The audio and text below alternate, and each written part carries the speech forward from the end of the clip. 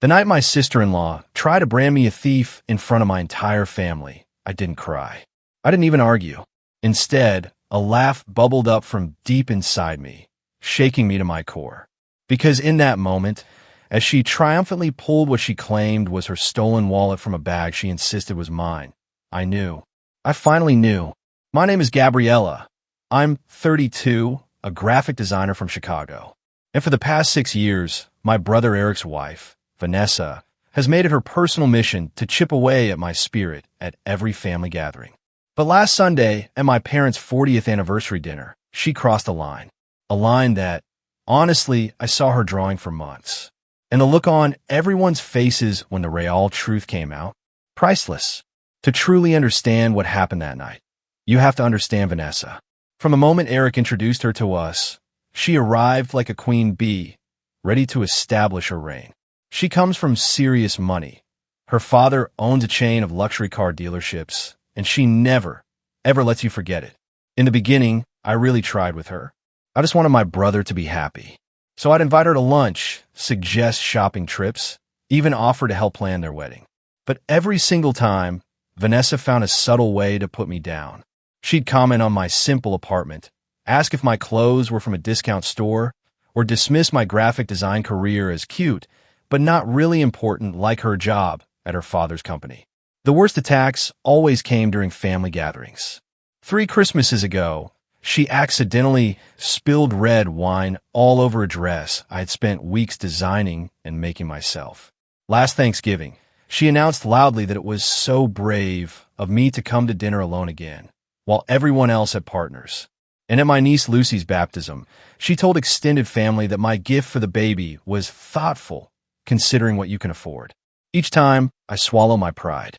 I plastered on a smile, gritted my teeth, and kept the peace. Not for Vanessa, never for Vanessa, but for Eric, who seemed utterly blind to his wife's malice, and for sweet Lucy, who deserved a family that could at least pretend to get along. Lucy is so innocent and loving, and the thought of causing drama that might hurt her relationship with anyone in the family kept me silent for years. My parents, David and Marie, now in their late 60s, are lifelong peacekeepers. They believe family harmony is worth almost any sacrifice. Dad, a high school principal for 35 years, and Mom, a nurse, raised us on the principles of forgiveness and sacred family bonds. When Vanessa's behavior became too much to ignore, they would simply change the subject or subtly separate us. Eric, my older brother, was my protector growing up. He taught me to ride a bike, shielded me from bullies, and was my confidant through my teenage years.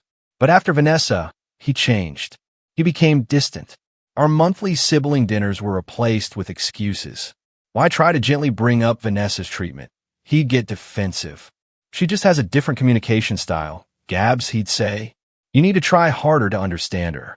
It felt like a knife twisting in my gut every time. My younger sister, Julia, was my only true ally. 3 years my junior, Julia is the family rebel. She speaks her mind, consequences be damned. She saw through Vanessa instantly, which, of course, made her Vanessa's second favorite target. But Julia cared far less about the jabs than I did. You know what your problem is? Julia told me once, you still care what that witch thinks. Stop giving her the power. Easier said than done when every family event became a psychological battlefield. The build-up to the infamous dinner began 3 months earlier. My parents announced their 40th wedding anniversary, a huge milestone.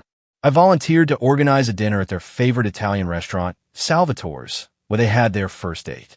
I poured weeks into planning, custom menus, a playlist of their meaningful songs, inviting their oldest friends, collecting photos for a slideshow, designing invitations. Naturally, Vanessa had to insert herself. First, she called the restaurant behind my back to change the reservation time. Then, she contacted my guests to suggest a different dress code. She even ordered an entirely different cake than the one I'd carefully selected based on my parents' favorite flavors, claiming her choice was more sophisticated. When I confronted her, she played innocent. Oh, I thought we were planning this together. Eric told me you probably needed help since you have so little experience with this kind of upscale event. Eric denied saying it, but he also refused to tell Vanessa to back off. So I adjusted. I compromised. I kept my focus on making the evening perfect for my parents. By the day of, I was exhausted from Vanessa's constant interference, but I was determined not to let her ruin it. The anniversary dinner was at Salvatore's, a charming Italian spot in Chicago's Little Italy. Giovanni, the owner, whose father had served my parents back in '83, helped me reserve their most romantic corner table and arranged a special menu. The private dining room glowed with amber light. Red and white roses, my mother's favorites, adorned each table. I arrived 2 hours early, placing framed photos of my parents throughout their marriage on a memory table. Their anniversary gift, a hand-illustrated family tree, lay beside it. By 7, guests began to arrive. My parents walked in to applause, Mom stunning in navy blue, Dad beaming beside her. The pure joy on their faces made all the stress melt away. Until Vanessa arrived. She and Eric were 15 minutes late because, I later learned, she'd changed outfits 3 times. She swept in, wearing a red designer dress that was frankly too formal for the occasion, diamonds glittering everywhere. Lucy trailed behind in a miniature version of her mother's outfit, looking uncomfortable. "So sorry we're late," Vanessa announced loudly, kissing my mother's cheek. Traffic was dreadful, and I simply had to make sure we looked appropriate. Some of us understand the importance of presentation at significant events. Her eyes flickered to my simple black cocktail dress. I saw my mom's slight frown, but she just thanked Vanessa and complimented Lucy. I had meticulously planned the seating. My parents at the main table center, their oldest friends flanking them. Eric, Vanessa, and Lucy at one end, Julia and I at the other. This was meant to keep Vanessa and me at a safe distance. But Vanessa had other plans. As everyone moved to their seats, she declared, "Oh, there must be a mistake. As the eldest son's wife, I should be seated next to Marie. Family should be closest on such an important occasion, don't you think?" Before I could intervene, she'd moved the place cards, displacing Helen, my mother's best friend who had flown in from Arizona. A ripple of confusion spread through the room. I caught Julia's eye. She subtly shook her head, a silent warning, "Don't make a scene." Throughout appetizers, Vanessa monopolized the conversation, repeatedly steering it to her recent promotion to marketing director at her father's company, a position everyone knew was created specifically for her, with no real responsibilities. "It's just so rewarding to be recognized for hard work," she said, looking pointedly at me. "Not everyone understands the dedication it takes to succeed in the corporate world. Some people choose easier, more creative paths, which is fine, I suppose. My father, ever the diplomat, tried to include me. Gabriella just completed a major branding project for that new tech startup. What was it called again, sweetheart?" Before I could answer, Vanessa cut in. "Oh, David, speaking of technology, did I tell you about the new partnership I negotiated with Tesla? Daddy says it's the biggest deal our company has ever made." The conversation continued like this, Vanessa interrupting, redirecting, subtly undermining everyone, especially me. I focused on making sure the service ran smoothly, conferring quietly with the waitstaff. It was during one of these moments, returning to my seat, that I noticed something odd. Vanessa had left the table briefly to freshen up. As she returned, I saw her reach into her oversized designer handbag and carefully tuck something into an inner pocket. From my angle, I caught a glimpse of what appeared to be a second wallet, different from the red leather designer, one she'd used earlier when ostentatiously leaving an overly large tip for the coat check attendant. My first thought was that maybe she just found an old wallet, but the furtive way she glanced around, that slight tightening around her eyes, her plotting face, sent a chill down my spine. For a moment, I considered confronting her, but this was my parents' night, and they'd endured enough tension between us. Plus, without knowing what she was planning, I'd sound paranoid. But then a small, dangerous whisper in my mind suggested, sometimes the best response to a trap is to let it be sprung, on your own terms. So I watched and waited. I noticed she positioned her large handbag on the floor between her chair and mine, despite a perfectly good hook under her table. It was clearly within reach of my chair. Another detail. As the main course progressed, I engaged with other guests, but my peripheral awareness was fixed on that bag. I saw her check it several times, ostensibly for her phone or a tissue, always with that calculating expression. Whatever game she was playing, she was setting the stage carefully. And for the first time in our long history of conflict, I felt one step ahead. The tension in the private dining room escalated. What should have been a celebration of my parents' love story felt more like navigating a conversational minefield. The elegant dishes of osso buco and handmade pasta faded into the background. My Uncle Robert, who never quite mastered reading a room, brought up the family cabin in Michigan. "So, David, have you decided who gets the cabin in the will? Not to be morbid on your anniversary, but I was talking to my financial advisor about family assets." A heavy silence fell. The cabin, 3 generations old, was filled with our cherished memories. It was also, unfortunately, a source of tension because Vanessa had made it clear she wanted to renovate it into a proper lake house and claim it as her own. "We haven't made any final decisions," my father said carefully. "That's not really dinner conversation, Robert." But Vanessa saw her opening. "Well, since it came up, Eric and I have actually been discussing some wonderful ideas for modernizing the cabin. It needs substantial work, and we would be willing to invest in those renovations if, well, you know." She smiled sweetly. It would be such a special place for Lucy to grow up visiting, just like Eric did. The implication was clear. The cabin should go to them because they had a child. I felt that familiar tightness in my chest. "The cabin is perfect as it is," I said, trying to keep my voice light. "The whole point is its rustic charm and family history. Modernizing it would erase what makes it special." Vanessa's eyes narrowed. That is such a typical response from someone resistant to positive change. "The cabin has plumbing from the 1960s, Gabriella. Surely even you can see that needs updating at minimum." "There is a difference between necessary updates and completely changing the character of a place," I replied. My mother, sensing the brewing storm, quickly changed the subject to Julia's recent promotion as a pediatric nurse. But Vanessa wasn't finished stirring the pot. "Speaking of careers," she interjected, letting Julia speak for barely 30 seconds. "I heard that graphic design jobs are being rapidly replaced by artificial intelligence. Gabriella, are you concerned?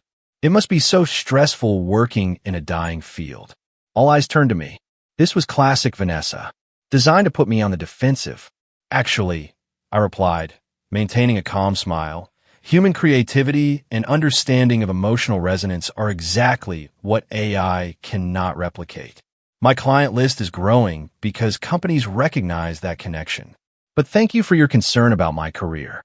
The conversation bounced between pleasant reminiscences about my parents' marriage and Vanessa's pointed barbs, primarily directed at me.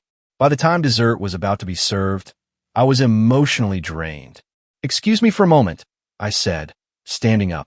"I need to check with the kitchen about the anniversary cake." In truth, I just needed a moment of peace away from Vanessa's calculating gaze. I made my way to the restaurant's small outdoor patio, empty in the chilly air. I leaned against the stone balustrade, taking deep breaths, looking up at the few visible stars. In that quiet moment, I considered my options. I could continue to deflect, to maintain harmony. I could escalate, finally calling her out. Or I could find a middle path, one that protected my dignity without ruining my parents' celebration. As I stood there, I remembered her strange behavior with that second wallet. Whatever she was planning, it was clearly meant to unfold tonight. The thought sent a chill through me. After 5 minutes, I knew I had to return. As I walked back, I saw Giovanni, the owner, speaking with a waiter, gesturing towards our private room. He caught my eye and gave me a quick, reassuring nod. I had explained the family dynamics to him during planning, and he'd promised to help. That small gesture strengthened my resolve. I returned to find a delicate tiramisu being served. As I took my seat, I saw it immediately. Vanessa was sitting straighter, an almost imperceptible smile playing at the corners of her mouth. Eric looked tense, staring at his dessert. My father was mid-story about their Venice honeymoon, but Vanessa was barely listening, her eyes flicking between me and her handbag, still between our chairs. I had just taken my first bite when Vanessa gasped loudly, cutting my father off mid-sentence. "My wallet!" she exclaimed, her hand flying to her chest in exaggerated distress. "I cannot find my wallet." All conversation ceased. Every head turned. Vanessa made a show of searching her handbag. "Are you sure you brought it?" my mother asked, concerned. "Did you check your coat?" "Of course I brought it," Vanessa snapped, then quickly composed herself into a mask of worry. "I had it right here. I paid the coat check with it. Someone must have taken it." She began looking around frantically, peering under the table, careful to direct everyone's attention away from her own handbag. "Perhaps you left it in the restroom," suggested Helen. No, Vanessa insisted, her voice rising dramatically. "It was right here in my bag. It has all my credit cards, my driver's license, even pictures of Lucy that cannot be replaced." As the search expanded, with guests standing up to check under their chairs, I saw Vanessa's eyes repeatedly dart to me, gauging my reaction. I maintained a neutral expression, even helping to look around my area, as I felt the trap beginning to close. By the way, if you're still with me and wondering how this all played out, make sure to hit subscribe. Trust me, you won't want to miss the unbelievable stories I have coming next. "Wait," Vanessa said suddenly, her voice dropping to a theatrical hush. "When did you leave the table earlier, Gabriella? And where exactly did you go?" The question hung in the air like a thundercloud. Several people looked confused, but I knew exactly what she was doing. "I went to the patio for some fresh air," I replied evenly. "And then I spoke with Giovanni about the cake." "Why do you ask?" Vanessa's eyes narrowed, and I saw the satisfaction in them that told me I had walked right into her script. "Isn't it strange," she said slowly, "that my wallet disappears right when you leave the table?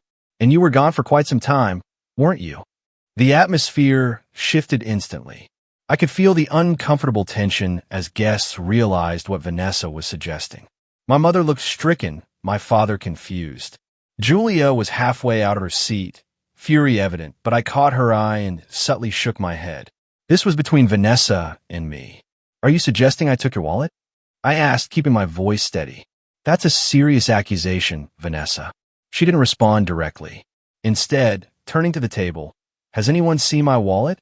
It's red leather Prada with a gold clasp. Very distinctive and obviously valuable." No one had, of course. The private dining room was utterly silent. The wait staff had discreetly withdrawn.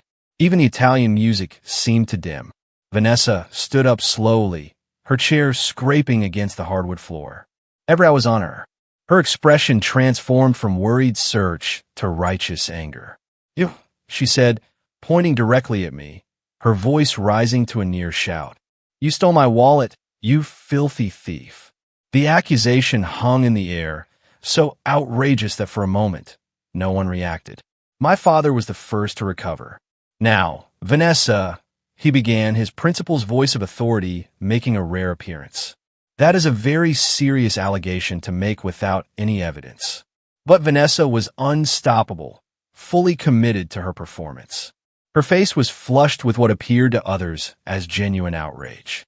"I have suspected for years that things go missing when Gabriella is around. A pair of earrings from our guest bathroom, money from Eric's wallet, even Lucy's birthday gift card last year.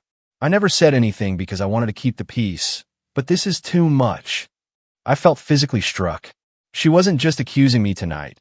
She was retroactively blaming me for alleged thefts I'd never even heard about. I glanced at Eric, expecting him to defend me, but he was staring at the tablecloth, his face unreadable. "That is absolutely not true," I said, fighting to keep my voice steady. "I have never taken anything that does not belong to me. Not tonight, and not ever." My denial only fueled her. She turned to the table, her expression one of sad vindication. "You see how she lies? Always so perfect, so innocent. Gabriella, the graphic designer. Gabriella, the devoted daughter. Gabriella, who everyone loves. But I know what she really is." The guests shifted uncomfortably. My mother had tears in her eyes. My father looked older than I had ever seen him. A complex mixture of emotions coursed through me. Humiliation burned. Anger pulsed. But beneath it, a strange calm was forming. I knew what was coming. I had seen the setup. I recognized the trap.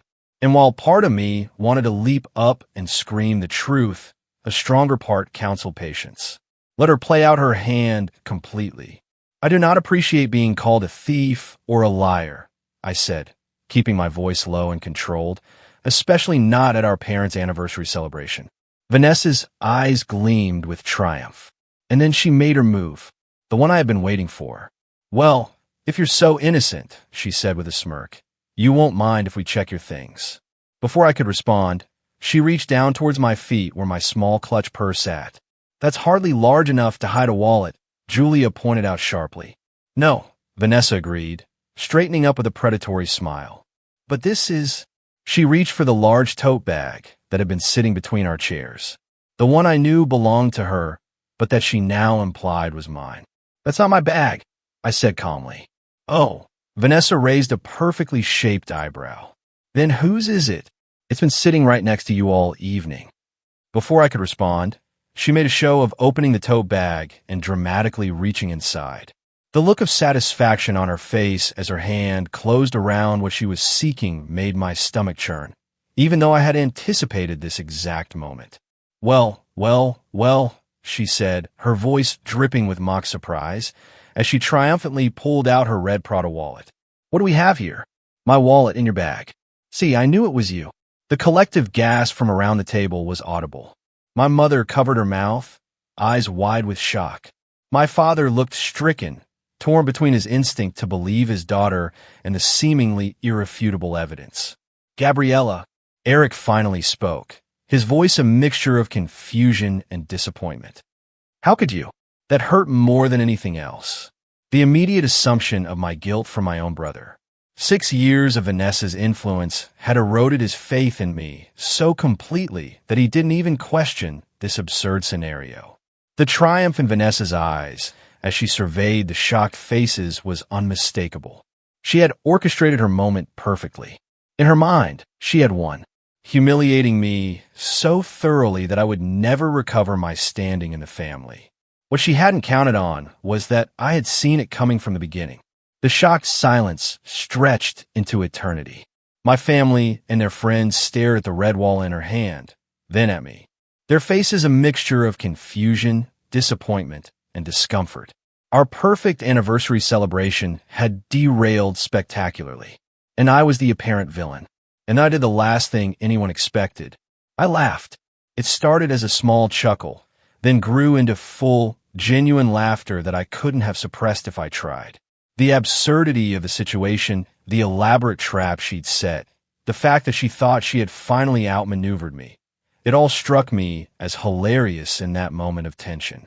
My laughter broke the frozen tableau. Vanessa's triumphant expression faltered. Confusion, then anger, replaced it. What is wrong with you, she demanded.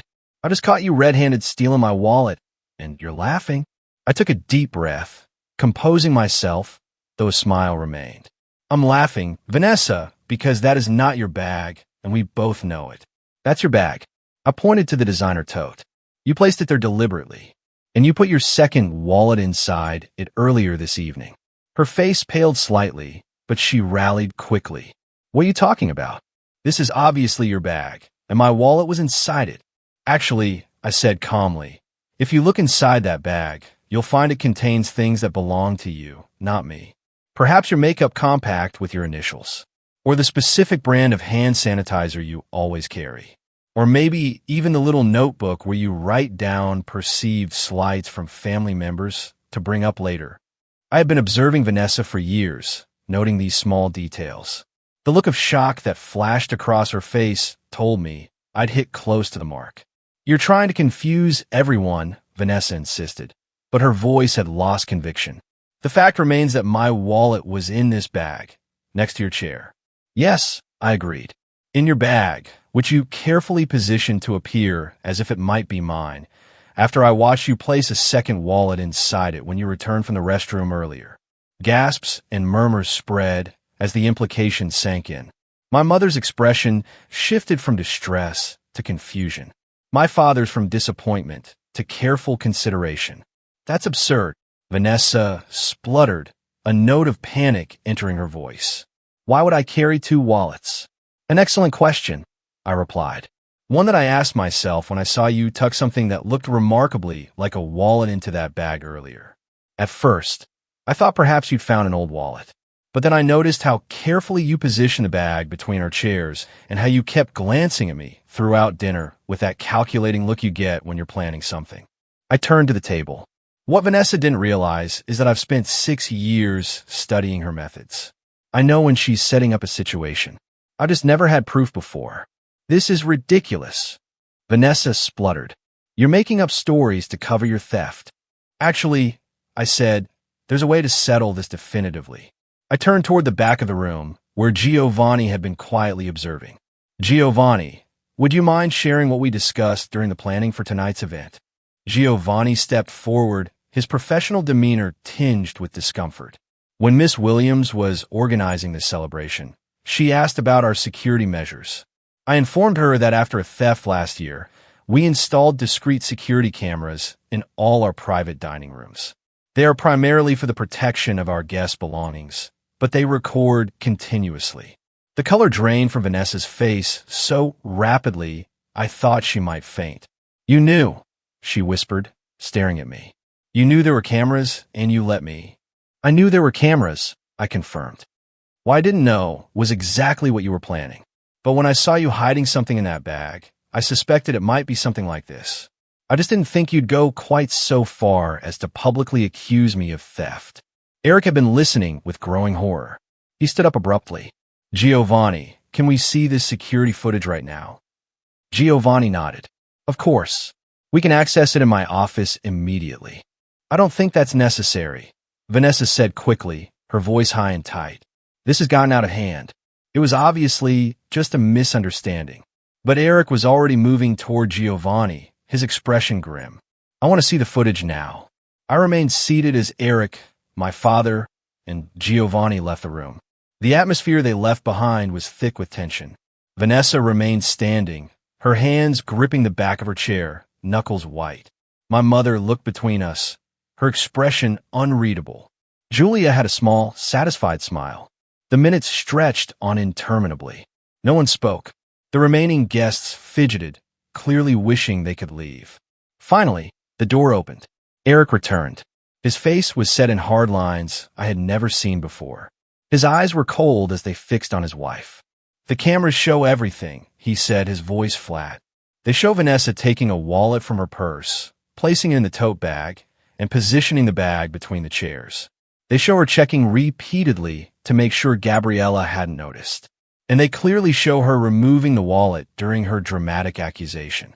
Every eye in the room turned to Vanessa, whose face now showed genuine fear. Eric, she began. I can explain. Don't, he cut her off, his voice sharp as a blade. Just don't. We'll discuss this at home. The silence that followed was deafening. I had waited years for this moment of vindication, for someone in my family to finally see Vanessa for who she truly was. But now that it had arrived, I felt no triumph. Only a profound sadness for my brother and my niece. I stood up slowly. Mom, Dad, I said gently, I'm so sorry that this happened during your celebration. This evening was supposed to be about your 40 years of love and commitment, not about any of this. My mother's eyes filled with tears, but they were different from the ones I'd seen earlier. Oh, Gabriella, she said, we're the ones who should be sorry. We should have seen what was happening. I moved around the table to embrace her, and as I did, I felt the weight of years of silent suffering begin to lift. Whatever happened next, the truth was finally out in the open. The remainder of the anniversary dinner proceeded in a strange, subdued atmosphere. Vanessa sat rigid, barely touching her dessert, while Eric maintained a cold silence beside her. Lucy, sensing the tension but not understanding its source, grew fussy until Julia quietly offered to take her outside. My parents made a valiant effort to salvage the celebration, but the emotional undercurrent was impossible to ignore. Their closest friends rallied admirably, creating pockets of warmth amidst the awkwardness. As the evening drew to a close, each person who approached me did so with a new awareness in their eyes. Some offered quiet apologies for having doubted me. Others simply squeezed my hand. Helen, my mother's best friend, pulled me into a tight hug. I always knew that woman was trouble, she whispered fiercely. Good for you for standing your ground. My father looked shell-shocked. He helped my mother with her coat, placing a protective hand on her back, as if the evening's events had reminded him of the preciousness and fragility of family bonds. When only immediate family remained, my father finally spoke directly about what had happened. I owe you an apology, Gabriella, he said, his voice heavy with regret. We've seen the tension between you and Vanessa for years, but we told ourselves it was normal in-law dynamics. We never imagined it went this deep. My mother nodded, tears welling again. We should have protected you better. We were so focused on keeping the peace that we didn't see who was really disturbing it. It's not your fault, I assured them. Vanessa is extremely skilled at presenting one face to some people and another to others. And I never wanted to force anyone to take sides. Eric, who had been standing silently by the door, waiting for Vanessa to return from the restroom, now approached us. I need to talk to you, said, his voice rough. Alone, if that's okay. We stepped out onto the same patio where I had collected myself earlier. The night had grown cooler, and I wrapped my arms around myself. Eric looked out at the city lights for a long moment. I don't even know where to begin, he finally said. I feel like the world's biggest fool. You're not a fool, I said gently. You're someone who wanted to believe the best about the person you love. There's nothing foolish about that. He shook his head sharply. Stop being so understanding. I don't deserve it.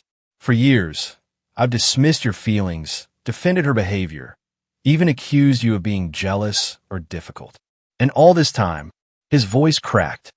All this time, she was deliberately trying to hurt you, to drive a wedge between us. I had imagined this moment of validation countless times. But now that it was here, I found no satisfaction in my brother's pain. What are you going to do? I asked quietly. Eric ran a hand over his face, suddenly looking exhausted. I don't know. I need to think about Lucy, about what's best for her. But I know I can't just pretend this didn't happen. What Vanessa did tonight, it wasn't a momentary lapse in judgment. It was calculated, cruel. It makes me wonder what else she's capable of. Before I could respond, the door to the patio opened. Vanessa emerged. Her makeup had been freshly applied, but it couldn't hide the redness around her eyes or the tight, defensive set of her mouth. The car is waiting, she said to Eric, her voice brittle. Lucy is tired. Eric looked at her for a long moment, and I saw something shift in his expression, a hardening I had never witnessed before. Take Lucy home, he said. I'll get a ride with my parents or Gabriella. We need some space tonight. Vanessa's composure slipped, revealing a flash of panic. Eric, please. We need to talk about this. Yes, we do, he agreed. But not tonight. Tonight, I need to process what I saw on that security footage. For a moment, I thought Vanessa might argue further, but after a tense silence, she simply nodded stiffly and walked away. The sound of her heels clicking on the hardwood floors faded. After she left, Eric turned back to me. I'm so sorry, Gabs. I know those words aren't enough, but they're all I have right now. I reached out and took his hand, squeezing it gently. They're enough for tonight. The rest we can figure out as we go. When we returned inside, my parents and Julia were waiting. The five of us, our core family unit, without Vanessa's divisive presence, stood together in a moment of wordless reconnection. Then Julia broke the silence with her characteristic directness. Well, that was the most dramatic anniversary dinner in history. Congratulations, Mom and Dad. You'll definitely remember this one. Surprisingly, this broke the tension. My father chuckled. My mother smiled through her tears. Even Eric managed a weak laugh. We gathered our things, thanked Giovanni profusely, and made our way out. On the sidewalk, my mother pulled me into a fierce hug. I am so proud of how you handled yourself tonight, she whispered. You showed grace under incredible pressure. I learned from the best, I told her, holding her tight. As I drove home alone later, the events replayed in my mind. The satisfaction of having the truth exposed was tempered by concern for my brother and niece. Family dynamics were complicated. Tonight's revelations would have far-reaching consequences for all of us. But for the first time in 6 years, I felt a weight lifting from my shoulders. The constant need to defend myself, to question my own perceptions, to walk on eggshells around Vanessa, all of it was shifting. The truth had a power of its own, and once revealed, it could not be unseen. When I reached my apartment, I kicked off my shoes, poured a small glass of wine. Sitting by the window, overlooking the city, I raised the glass in a silent toast to my parents. 40 years of marriage, to truth, and to the uncertain but hopeful future of our family. In the weeks following that infamous anniversary dinner, our family entered a period of painful but necessary transformation. Eric moved into my parents' guest room, explaining to Lucy that Daddy needed to help Grandpa with some projects. It was a flimsy excuse, but it provided a gentle buffer for Lucy while the adults sorted through the debris of Vanessa's deception. Vanessa, for her part, cycled through strategies. First, tearful apologies and claims of a momentary breakdown due to stress. When those failed, she tried to minimize her actions, suggesting everyone was overreacting to a misguided prank. Finally, she resorted to her true nature, cold calculation, hiring an expensive divorce attorney, threatening to limit Eric's access to Lucy if he pursued separation. That final move backfired spectacularly. The security footage Giovanni had preserved provided compelling evidence of Vanessa's deliberate attempt to frame me. When Eric's attorney suggested this demonstrated a pattern of manipulative behavior relevant in custody considerations, Vanessa's aggressive stance softened considerably. By the 3-month mark, Eric had filed for divorce and moved into his own apartment. He and Vanessa established a tentative co-parenting arrangement. The transition was hardest on Lucy, who couldn't understand why her family had fractured. I made a special effort to maintain my relationship with my niece, arranging regular outings. Aunt Gabby, she asked me during one outing, "Did Mommy do something bad?" The question caught me off guard. Grown-ups sometimes make mistakes in how they treat each other. I chose my words carefully. Your mom and dad are working through some grown-up problems, but they both love you very much. That will never change. Lucy seemed to consider this seriously, then nodded with the simple acceptance children often show for complex situations. Daddy sat a lot now, she observed, but he smiles more when you visit. My relationship with my parents also evolved. My father, the lifelong educator, took the situation as a personal failure. I should have seen what was happening, he told me. I observed students and their dynamics for 35 years, but I missed what was right in front of me in my own family. Dad, I reminded him gently, Vanessa fooled a lot of people for a long time. That was her specialty. My mother, ever the nurturer, focused on healing our family bonds. She instituted weekly family dinners, minus Vanessa, where we gradually relearned how to communicate openly. These gatherings were awkward at first, but over time, they became a sanctuary where authentic connection could flourish again. Julia, true to form, approached the situation with characteristic directness. I've been waiting 6 years to say I told. You so, she announced to Eric at one dinner, but now that I can, it doesn't feel as satisfying as I thought it would. Her honesty broke through some of the tension, and Eric actually laughed, perhaps his first genuine laugh since that night. As for me, the vindication I had longed for came with unexpected emotional complications. For years, I had channeled my frustration into my work, using graphic design projects as an outlet for the emotions I couldn't express. Now that the truth was known, I found myself at a creative crossroads, unsure where to direct that energy. The initial weeks were difficult. I experienced a roller coaster of emotions. Relief, anger at the years of gaslighting, guilt over my brother's pain, and anxiety about the future. There were nights I lay awake, replaying every interaction with Vanessa, seeing with new clarity the calculated nature of her behavior from the very beginning. During this period, I sought help from a therapist, Dr. Catherine Torres, who specialized in family dynamics and emotional recovery. What you experienced was a form of psychological abuse, she explained. Having your perceptions repeatedly denied or dismissed can make you question your own reality. That's called gaslighting. And recovery takes time. With Dr. Torres's help, I began to rebuild my sense of self-trust. I reconnected with friends who had drifted away during the Vanessa years, many of whom had sensed something was wrong but hadn't known how to help. I focused on self-care, hiking along Lake Michigan, taking a pottery class, reading for pleasure again. Professionally, I channeled my renewed energy into my design business. I'd always been good at my work, but now I found a new level of confidence in my creative vision.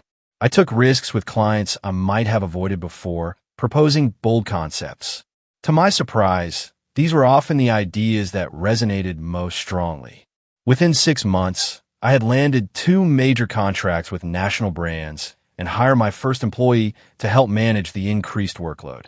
The most profound healing, however, came through an unexpected channel. About 4 months after the dinner, I received a message from a woman named Sophia, who introduced herself as Vanessa's former college roommate. She had heard about the incident through mutual acquaintances and reached out because, as she put it, "I've been where you are." Over coffee, Sophia shared her own experiences with Vanessa during their university years. The patterns were strikingly familiar. The careful cultivation of allies, the subtle undermining, the elaborate setups designed to make Sophia appear unstable or unreliable. The conversation was both validating and healing. It took me years to trust my own perceptions again after living with her, Sophia confessed. But you know what helped the most? Finding others who had been through similar experiences, knowing I wasn't alone. Inspired by this, I started a small, private support group for people recovering from relationships with manipulative individuals. We met monthly, sharing stories and strategies for healing. Through helping others, I found my own path forward, transforming pain into purpose. As the 1-year anniversary of that fateful dinner approached, I reflected on everything that had changed. Eric was dating again, cautiously, a kindergarten teacher he'd met at one of Lucy's school events. My parents seemed lighter, their relationship strengthened by weathering the crisis. Julia had been promoted and was considering a master's degree. And me? I had learned lessons that would shape the rest of my life. I learned the value of patience, of strategic thinking, of waiting for the right moment rather than reacting immediately. I learned that sometimes the most powerful response to manipulation is simply allowing the truth to reveal itself in its own time. Most importantly, I learned that standing in your truth, even when others doubt you, is not selfishness but self-preservation. For years, I had silenced myself to keep the peace, believing that harmony required my silence. Now, I understood that real harmony can only exist where truth is honored and respected. The last time I saw Vanessa was at Lucy's 5th birthday party, a carefully orchestrated, neutral event at a children's play center. We acknowledged each other with tight nods from across the room, but didn't speak. I noticed she wore a mask of cheerful politeness that never quite reached her eyes. I wondered if she had already found new targets for her manipulations. But that was no longer my concern. I had reclaimed my voice, my family, and my power. The journey through pain had led to a place of authentic strength. And that, perhaps, is the most valuable lesson of all. Sometimes the greatest growth comes through our deepest wounds. The very experiences designed to break us can become the foundation for building a more genuine, powerful version of ourselves if we have the courage to face them honestly and the wisdom to transform them into something meaningful. Have you ever experienced someone trying to manipulate a situation against you? How did you handle it? And what did you learn from the experience? Tell me what you think. I really want to know.